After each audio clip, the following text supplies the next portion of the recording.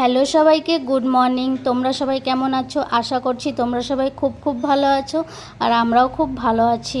আজকের ভিডিওটা আমি এখান থেকেই স্টার্ট করলাম। দেখো, সকালবেলায় ছেলেকে টিফিনে আজকে করে দিয়েছিলাম ম্যাগি। সেই দিনে ও ম্যাগি নিয়ে গেছিলো টিফিনে। ম্যাগিটা ওর বন্ধুরা খেয়েছে, খেয়ে বললো ম্যাগিটা খুব ভালো হয়েছে। তাই আজকে বললো, মা আমাকে আজকে আবারও ম্যাগি করে দাও, বন্ধুরাও খাবে।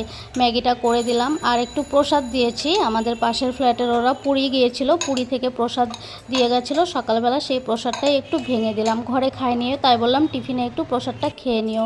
ছেলেকে স্কুলে পাঠিয়ে দিলাম। পাঠিয়ে দেওয়ার পর এখন প্রায় 12টার মতো বেজেই গেছে। ঘরে আমাদের অনেক কাজ থাকে, যেরকম ছোট ছোট কিছু কাজ একদমই করা হয় না। ভিডিও করতে গেলে অনেক সময় ভিডিওর মধ্যেই চলে যায়, ছোট কাজগুলো পড়ে থাকে, বড় কাজগুলো হয়ে যায়।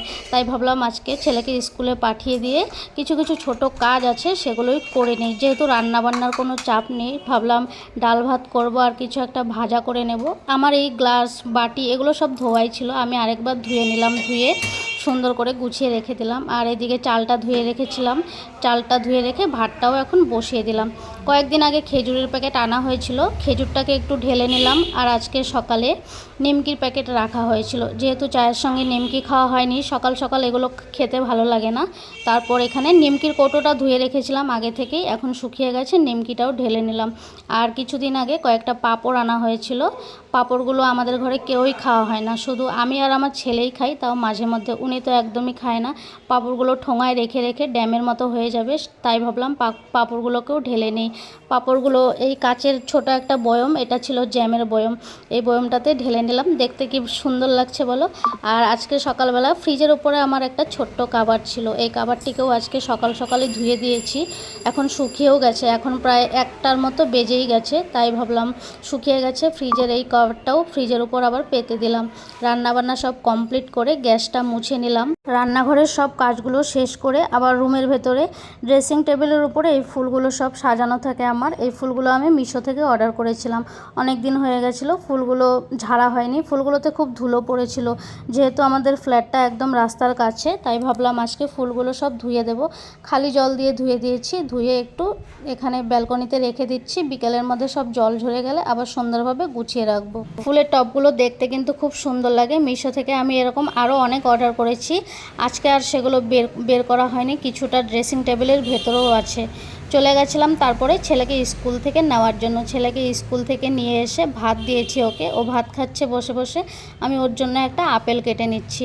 ভাবলাম একটা আপেল কেটে দিই, আবার 5টার দিকে চলে যাবে টিউশনে। একটা আপেল কেটে দিচ্ছি, ভাতটা খেয়ে ও আপেলটা খেয়ে নেবে। আপেল খেতে আমার ছেলে খুব ভালোবাসে, আমিও ভালোবাসি, কিন্তু আজকে আমার খেতে আর ইচ্ছে হলো না, তাই ভাবলাম একটাই কাটি ওকে দেব। তোমাদের সঙ্গে আবারও দেখা হলো সন্ধ্যাবেলা।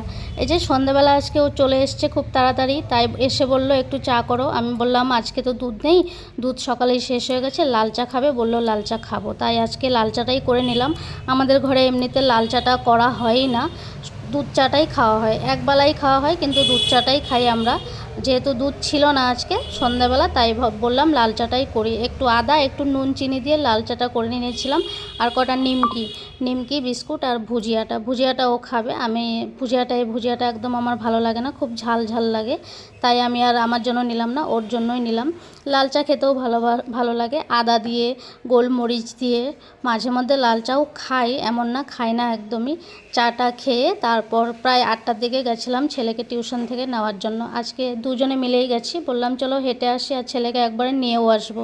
ছেলেকে এই যে নিয়ে বাড়ি চলে যাচ্ছিলাম, তখন ও বললো দাঁড়াও আইসক্রিম খাওয়াবো তোমাদেরকে। ছেলে খাবে না, ছেলের কাশি হয়েছে, আমাকেই খাওয়াবে।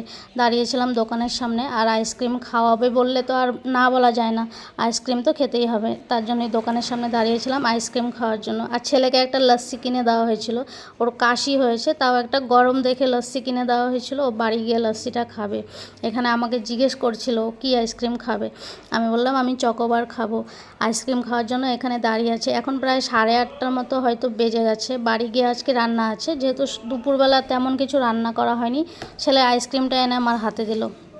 দেখো চলে এলাম বাড়িতে, এখন প্রায় 10টার মতো বাজে। আজকের ভিডিওটা আমি এমনভাবেই করেছি, অনেক কিছু কেটে কেটে করেছি। এখানে আজকে ছেলে বলল আলু দিয়ে ডিম ভাজা করে দিতে, তাই দুটো ডিম ছিল ঘরে, একটা আলু নিয়েছিলাম, একটাই আলু বড় দেখে নিয়েছিলাম, ডিম আলু ভাজা করলাম। আর দুপুরের ডাল ছিল, ভাবলাম ডালটাকে একটু গরম করে নেব। আর ভাত হয়ে গেছে, তোমাদের আজকের ভিডিওটি কেমন লাগলো অবশ্যই কিন্তু কমেন্টস করে জানিও। ভিডিওটি ভালো লাগলে লাইক কমেন্ট শেয়ার করে দেবে। যারা ভিডিও দেখছো আমার চ্যানেলে নতুন তারাও কিন্তু আমার চ্যানেলটিকে সাবস্ক্রাইব করে রাখো। আজকের জন্য তোমাদের থেকে এখানেই বিদায় নিয়ে নিচ্ছি। খুব ভালো থেকো তোমরা, সুস্থ থেকো, টাটা বাই বাই।